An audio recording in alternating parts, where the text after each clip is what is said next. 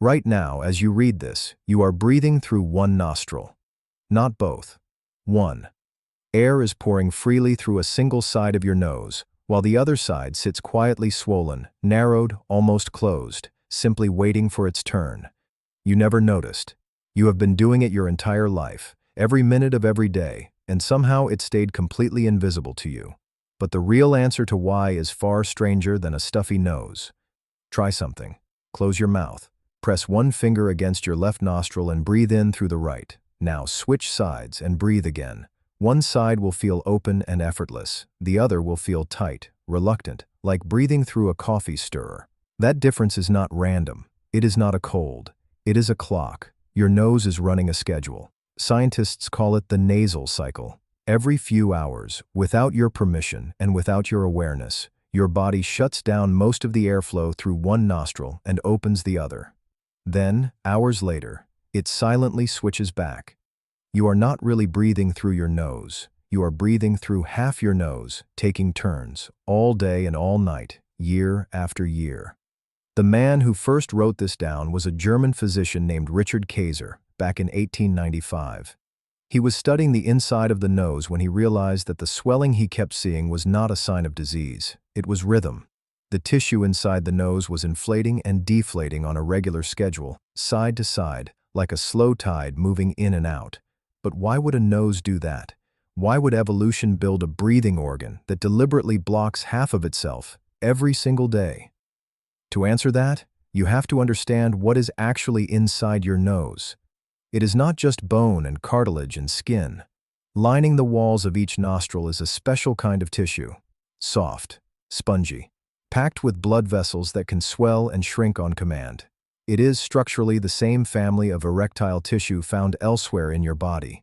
Your nose, in a very literal sense, becomes engorged and then relaxes, over and over, on a loop you have never once felt happen. This swelling is not controlled by you. It is controlled by your autonomic nervous system.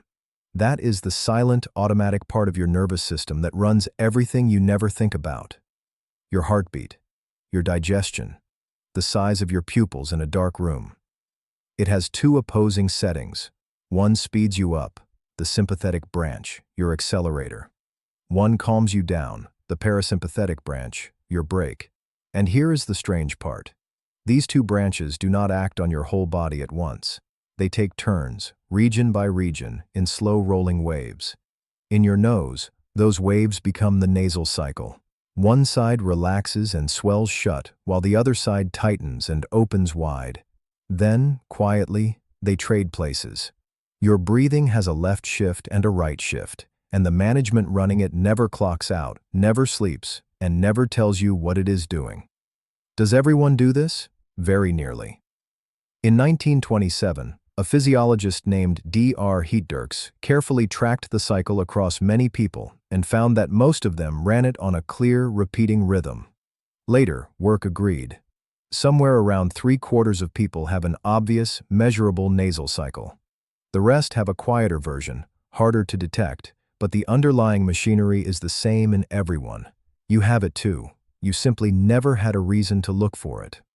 Now here is where it stops being a quirky fact and starts becoming genuinely strange. In the 1980s and 1990s, a researcher named David Shanahoff-Khalsa, working at the University of California, began asking a deeper question. If the nose switches sides on a rhythm, and that rhythm is driven by the autonomic nervous system, then maybe the switching does not stop at the nose. Maybe it is a window into something happening much deeper inside you. So he studied the link between which nostril you are breathing through and what your brain is doing at that exact moment. What he and others reported was unsettling. The nasal cycle appears to move in step with activity in the two halves of your brain. When your right nostril opens, the left hemisphere of your brain tends to ramp up. When your left nostril opens, the right hemisphere tends to take the lead. Your nose, in other words, may be quietly announcing which half of your mind is currently in charge. Think about what that would mean. The two sides of your brain are not identical twins. Broadly, the left side tends to lean toward language, logic, and narrow-focused attention. The right side tends to lean towards spatial sense, emotion, and the wider picture. These are gentle tendencies, not hard walls, and careful scientists are quick to say so. But the pattern is real enough to keep studying. And if your dominant nostril quietly shifts every few hours, then perhaps the whole flavor of your attention shifts along with it. Have you ever felt sharp and verbal in one stretch of the day, then dreamy and scattered in another, for no reason you could ever name? You blamed the coffee, you blamed bad sleep, you blamed the meeting that drained you. The real answer might have been quieter than all of that, and it might have been sitting in the middle of your own face the entire time. This is the part where you have to be honest about the science. The connection between the nostrils and the brain hemispheres is studied, but it is not settled. The experiments are often small. The effects are subtle and easy to overstate. Anyone who promises you that breathing through your left nostril will instantly rewire your personality is selling you something. What is rock solid is the cycle itself. What is still being explored is exactly how far its influence really reaches. But even the solid part is remarkable enough on its own. Consider what happens when you sleep. When you lie on your side, gravity pulls blood down into the lower nostril, swelling it shut while the upper nostril falls open. So as you sleep, which side is blocked and which side is clear is partly decided by which way you happen to be facing. Some researchers have suggested this is one of the quiet nudges that makes you roll over in the night. Your nose grows heavy on the downside, breathing slowly gets harder, and your body, still fast asleep, turns to relieve the pressure. You always thought you tossed and turned at random. You may have been following your own breath the whole time. Now consider what the cycle is doing for the tissue itself. While one nostril does the heavy work of moving the air, the other one gets to rest. It recovers. Its lining stays moist instead of drying out and cracking. It clears trapped dust and mucus. It heals. By forcing the two sides to alternate, your nose never lets either half run itself into the ground. It is a built-in shift system, two workers covering one job around the clock, so that neither one ever burns out. And this matters far beyond trivia. Your nose is not a passive pipe. The air you pull through it is warmed, moistened, filtered, and slowed long before it ever reaches your lungs. A narrowed nostril changes how all of that happens.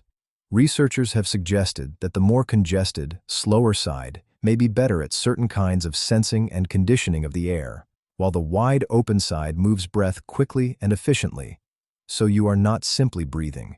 You are quietly running two slightly different machines and trading between them all day long. So why, after all of this, did you never feel a single moment of it? Because your brain is a master at hiding its own work from you. In the same way you do not feel your heart deciding when to beat or your eyes deciding when to blink, you do not feel your nose deciding which side to open. Awareness is expensive. Your brain spends it only where it absolutely must. A process that runs perfectly well on its own gets no spotlight and no announcement. The nasal cycle has been with you since before you were even born, doing its patient shift work, and because it never once needed your help, you never once gave it your attention. Until right now. There are ancient traditions that noticed this long before any microscope existed. Practitioners of certain breathing disciplines spent centuries paying close attention to which nostril was open and built entire practices around deliberately alternating the breath from one side to the other. For a long time, modern science waved all of this away as superstition. Then it looked closer, and it found a real, physical, measurable cycle sitting underneath those old observations. The traditions did not have the biology. They could not have explained the erectile tissue or the autonomic nerves. But they had felt the rhythm. They had noticed the tide that you walked straight past for your entire life. So try it one more time. Close your mouth, breathe in slowly, and feel carefully for the open side. Then ask yourself a question you have never once had a reason to ask before. Which half of you is breathing right now, in this exact moment? And in a few hours, when you are deep in something else and not paying any attention at all, which half will quietly slide open and take its turn? Right now, as you finish reading this, you are still breathing through one nostril, the same as when you started, the same as you have in every single moment of your life. The only thing that has actually changed is this. The door you walked past 10,000 times finally has a handle on it. And now, for the very first time, you can feel it under your hand.